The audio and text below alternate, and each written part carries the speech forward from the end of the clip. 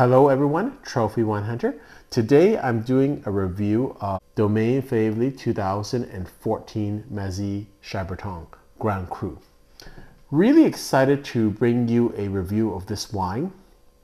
I purchased 6 bottles of this wine quite a while back. This is my last bottle. I have drank this over the years with many people, but never been able to sit down and really drink it.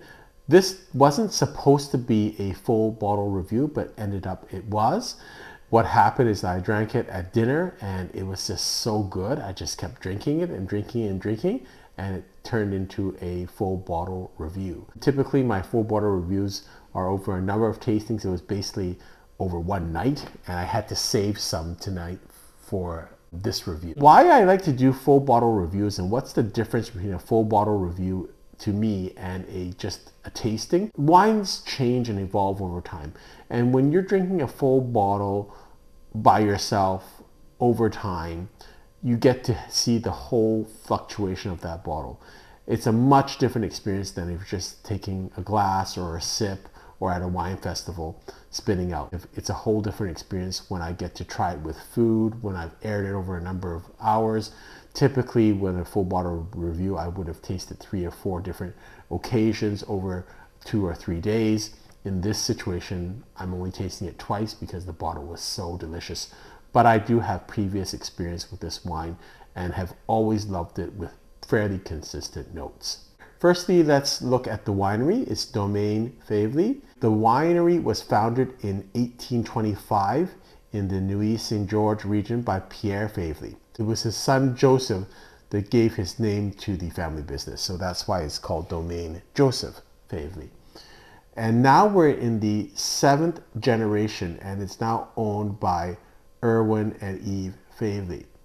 And it is one of the largest owners of land in Burgundy, managing about 137 hectares in Côte de Nuits and Côte Chalonnaise. Faiveley, I think, is a very, very good producer slash negociant, and sometimes people don't give credit to these big negociants like Jadot, like Bichot, like Champy, and like Faiveley. But as you see prices in Burgundy rising, these become more and more important because they have so much land, they have so many different plots of vineyard sites, and they have such expansion or such scope.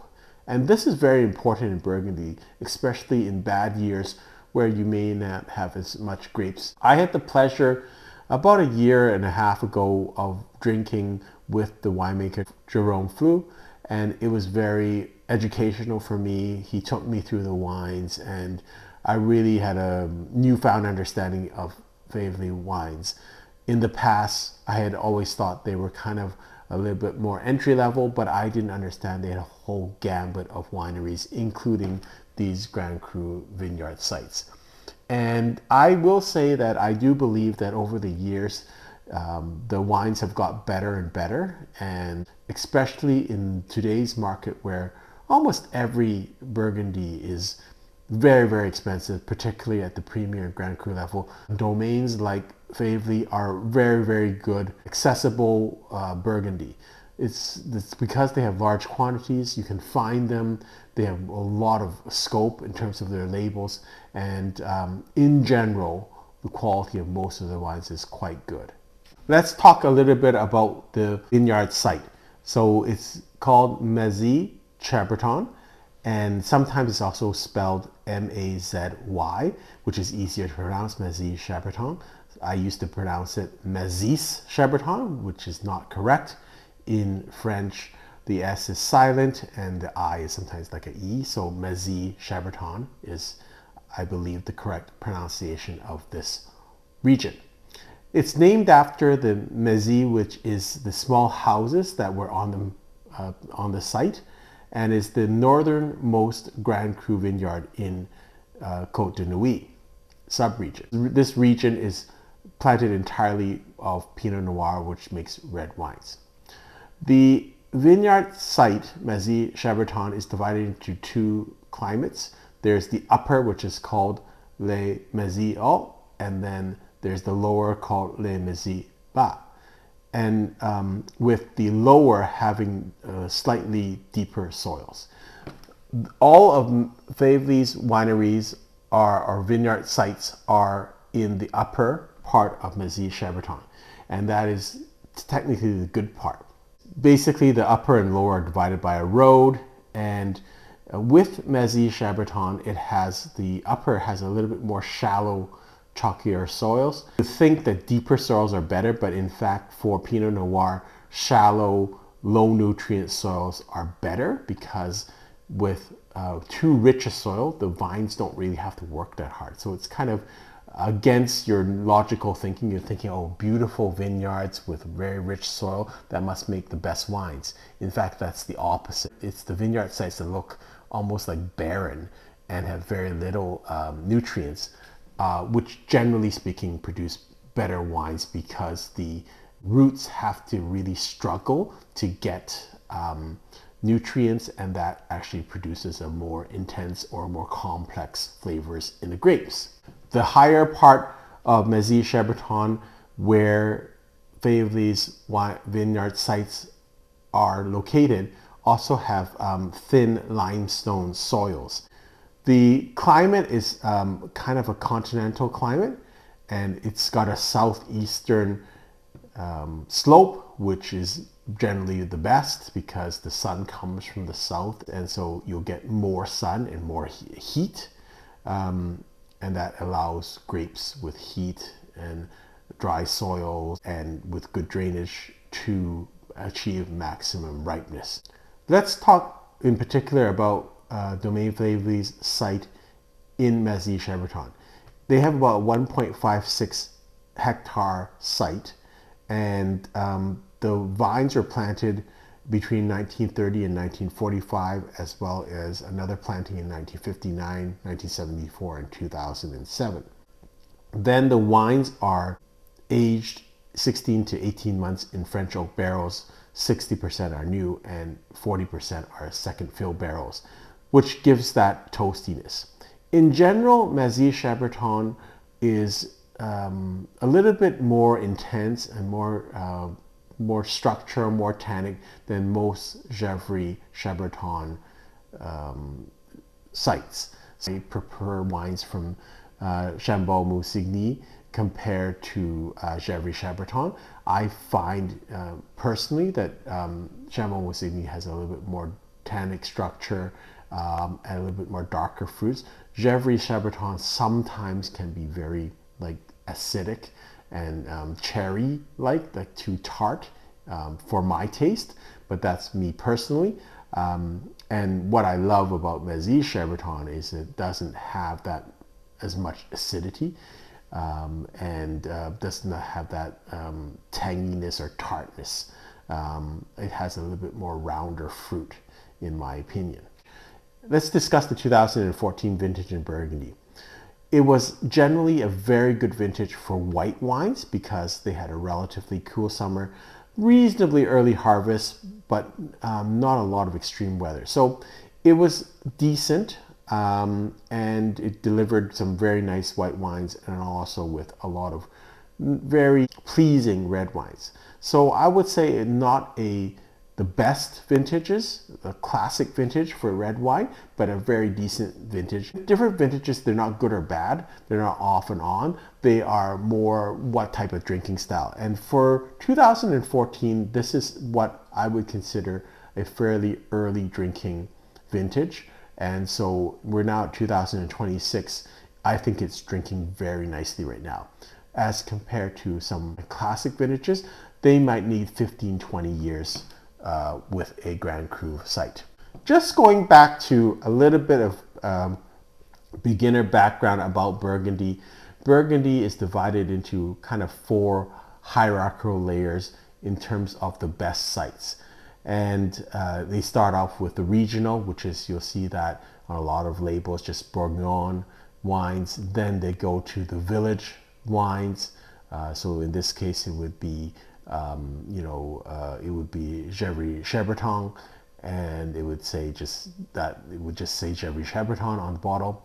Then you go to Premier Cru sites, and then this would be a Grand Cru site, Mazy-Chambertin. So what that means is that this is supposed to be the best sites as decided based on historical surveying and experience, that people have decided these are the best sites for growing of Burgundy wines, and that denotes in general the quality. Now each winery also has variations, but in general a Grand Cru site or Grand Cru wine is going to be better in the, I guess, opinion of wine experts than a Premier Cru site.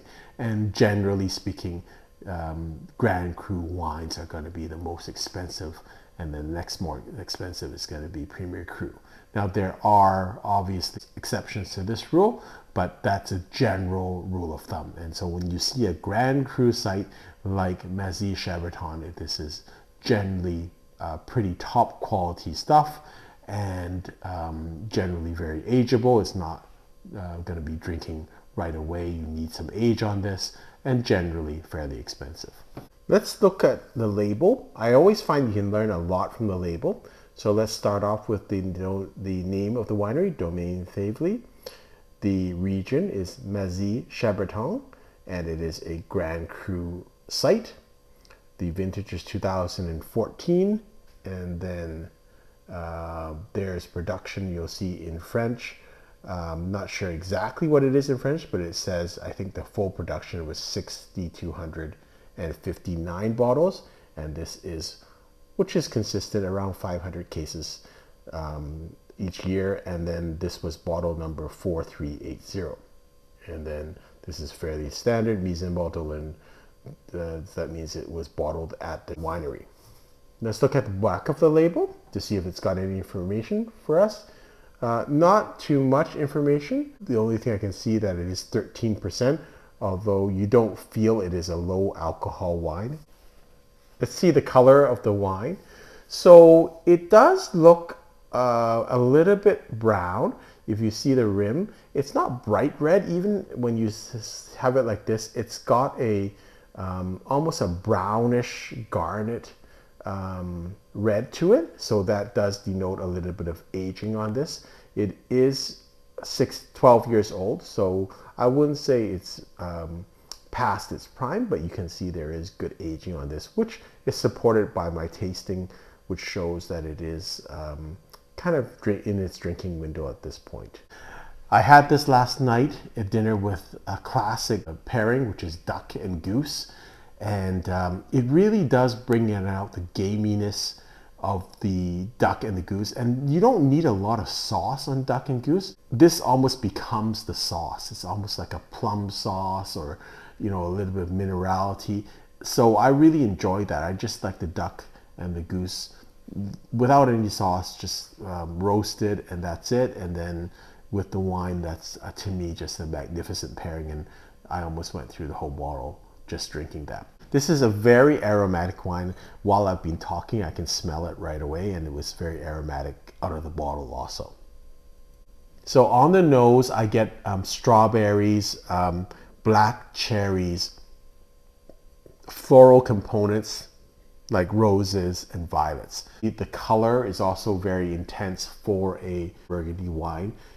It does have some age. It's now 12 years old, but showing a lot of vibrancy still. On the taste, firstly, there is good tannin structure on this.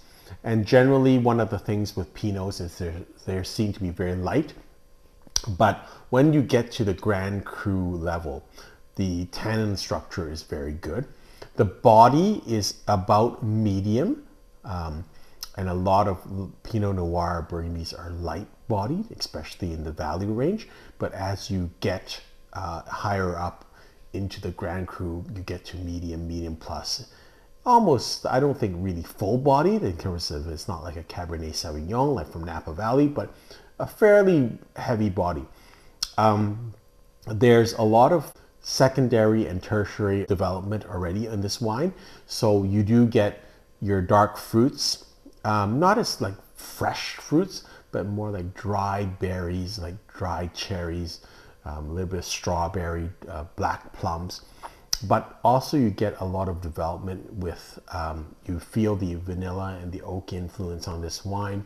You get a bit of gaminess and then a little bit of minerality and earthiness on the aftertaste. You also get almost a licoricey black tea scent on this. One of the complaints that people have when they drink Valley Burgundy, or else they pay for Burgundy and it's very expensive, is that, oh, it's so tart, it's so acidic. When you get to Grand Cru level, it kind of loses that, and there's really no acidic parts of this. It's much more earthy, loamy, mushroomy also in the taste. So lots of secondary and tertiary development already in this wine. I really love this wine. I've had this many times, always enjoyed. This is, I think, a very, very good example of what Mazy-Chambertin can do. I've also had not as good examples of Mazy-Chambertin, which I think are a little bit thinner and not as balanced. This is a very balanced, very drinkable wine. I wouldn't say it's like super stunning in terms of, it doesn't knock your socks off in that way, but all I know is when I'm having it with goose and duck, somehow I drank almost the whole bottle and became a full bottle review. So very nice wine. Always enjoyed this wine. My rating of this is 95 points. I think it will continue to go very well. I think it's probably at its peak right now, but will continue at this peak easily for the next 10 years. There's no rush to drink this wine. Having said that, it is tasting very nice right now. There's really no need to wait for this wine. It's really quite magnificent. If you do enjoy my videos, please subscribe to my YouTube channel, Trophy Wine Hunter, or to my Instagram account. Hope you've enjoyed this video. Until next time, happy drinking.